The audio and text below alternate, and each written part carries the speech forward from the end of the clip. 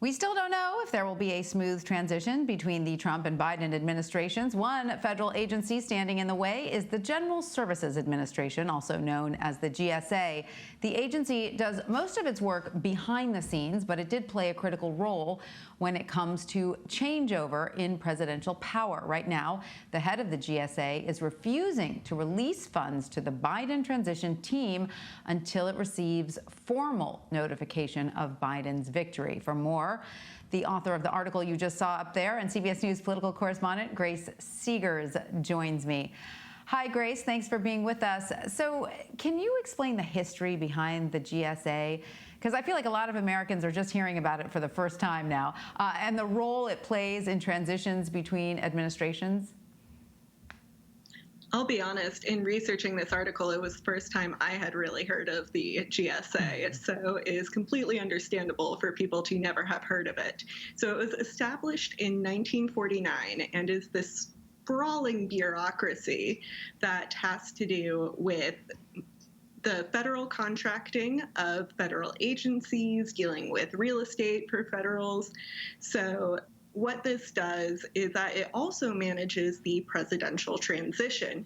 And that is really critical because that involves offering office space, Washington office space, to incoming administrations, offering $6.3 million to kind of help along with that transition, and also coordinating review teams meeting with different agencies to make sure that the incoming administration can have their policy priorities set up ahead of coming into office.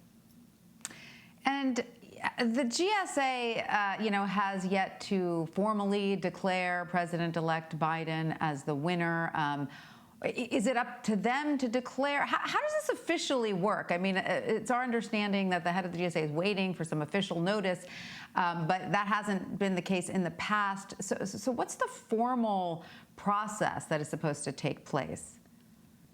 So the Presidential Transition Act of 1963 established this process of what we know as ascertainment.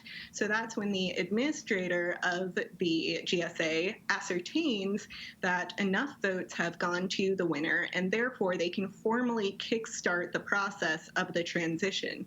Really, in a sense, the transition has already started. The president-elect has been elected.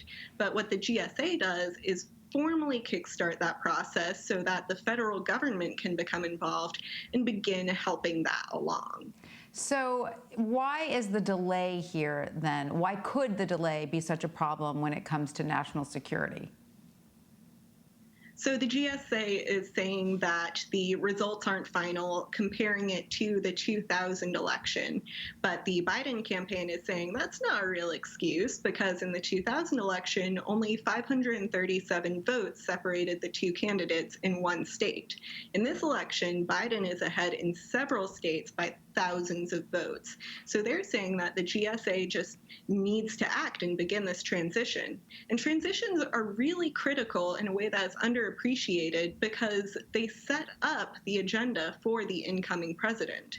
So if the incoming president, when he gets into office, he wants to immediately be able to start implementing his policy priorities, that can't happen effectively unless his officials have, prior to taking office, met with the agencies that they're about to join, reviewed the processes, learned about how being an executive branch works, so that when they take office, they are ready to get started right on day one rather than having to play catch up. And of course, there's no sort of higher governmental agency that can say to the GSA, okay, you have to do this, because the higher governmental agency would be the Trump administration, correct? Yes, that is correct.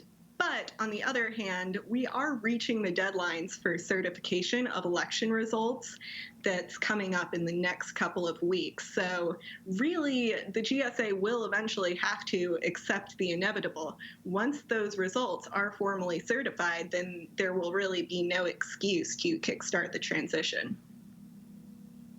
All right, Grace Segers, thank you so much for getting us up to speed on the General Services Administration. We appreciate it. Thank you.